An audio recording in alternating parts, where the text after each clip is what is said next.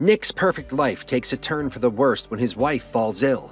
The burden of taking care of everything, including his young kids, is too much. Nick feels overwhelmed, but one day when he's out with his kids, he finds an interesting solution.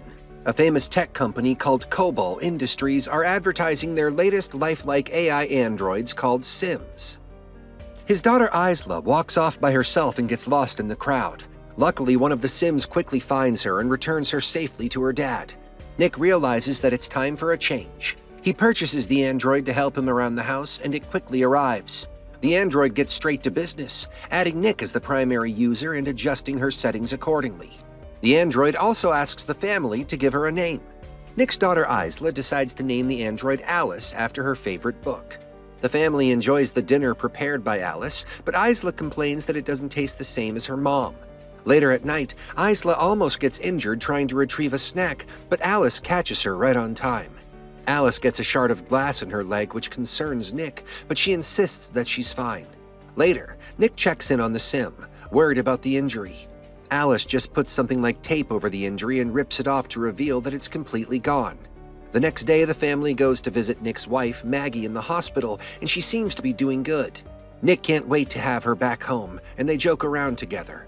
Later at work, Nick confronts his boss. He is worried that they're going to replace the crew with robots, but the boss assures him that he won't replace Nick. He comes home to his kids and Alice watches them curiously. Later, Nick is working on his car when Alice walks in to check on him. She asks him about his day, and he explains that most of his coworkers are getting replaced by Sims like her. Alice tells him that he should be happy about that and goes to put Isla to bed. At night, Nick is watching a movie by himself. He invites Alice to watch it with him to experience and feel the movie properly. He erases Alice's prior memory of the movie and tells him to watch it and feel it. Alice seems moved by the movie, but a call from Maggie interrupts the watch. The next day, they go to visit Maggie in the hospital.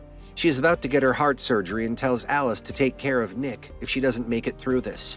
Sadly, because of bad weather conditions, Maggie's heart surgery gets delayed.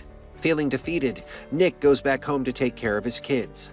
He drinks his worries away in the garage, and Alice notices. She recalls Maggie's advice to take care of Nick and stop him from drinking too much. Nick becomes frustrated and is about to smash the bottle when Alice grabs his arm to stop him. Nick notices a pulse in her arm. Alice explains that she has an artificial heart, which isn't complex like Nick's. The two get intimate when Alice tries to relieve Nick's stress, but Nick runs off to cool his head. Nick's workplace completely changes with him watching over a team of Sims. He visits Maggie in the hospital again, but her condition is getting worse. Back at home, Nick watches over Isla sleeping when he notices that the pictures have changed. All of Maggie's pictures have been deleted from the display. Alice tells him that she removed Maggie's pictures because they were making Isla sad. Nick tells her to load the missing photos back in, and Alice does so. Later, Nick goes out drinking with his old co-workers. They are frustrated by the Sims taking over their jobs and decide to cause some trouble. They break into Nick's workplace and start bashing all the Sims working on site. Nick warns them against it, but they are out for vengeance. Nick goes home in a frenzy and washes off any signs of his involvement. Alice walks in on him in the middle of his bath to hand him some towels. Alice seems to be worried about Nick's anxiety and decides to help calm him down. Nick tries to reject her because of his wife, but she blindfolds him and begins imitating his wife's voice. The next morning, Nick tells Isla to get ready for school as he tries to talk it out with Alice. He tells Alice that they need to stop doing things like that because he has a wife. Alice doesn't seem to understand why he's upset, commenting that she helped reduce his stress levels. Nick tells her that he made a mistake and they must never repeat it again as he leaves to drop Isla off at school. At work, Nick gets in trouble with his boss because his code was used to break in the workshop. Nick tries to play innocent, but his boss is onto him. The tense exchange gets interrupted by Maggie's call, informing him that she's ready for surgery. The heart transplant goes well, and after a while, Maggie gets discharged and comes back home. Still feeling unwell, she struggles to take care of her kids, but Alice is there to help. Maggie cooks dinner for the family after a long time, and Isla happily eats it, stating that it's way better than Alice's cooking. The next day, Maggie rushes down the stairs and falls. Alice helps her back in bed and later reads Isla a book in Maggie's voice. Nick tells Alice to stop imitating Maggie's voice. He checks up on Maggie and arranges a nice dinner for her outside. The two of them enjoy their meal, and Alice watches them menacingly through the window. Later, Nick's ex-coworker drops by to have a drink. He ends up getting into a fight with Nick, thinking that Nick ratted him out to his boss. Alice steps in to break their fight and injures the coworker. He leaves but threatens to ruin Nick's life if his boss doesn't drop the charges against him. Alice ominously tells Nick that he must not get hurt to ensure that Isla at least has one parent. Nick tells Alice that she will never replace his wife and storms off.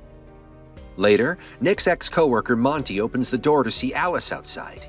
He threatens Nick's well-being again, and Alice decides to permanently shut him up. His sim tries to protect him, but Alice wants to protect her primary user as well. The next day at work, Nick finds out that Monty passed away and feels shocked by the news. At home, Alice helps Maggie in the bath and accidentally reveals her intimacy with Nick when Maggie was in the hospital.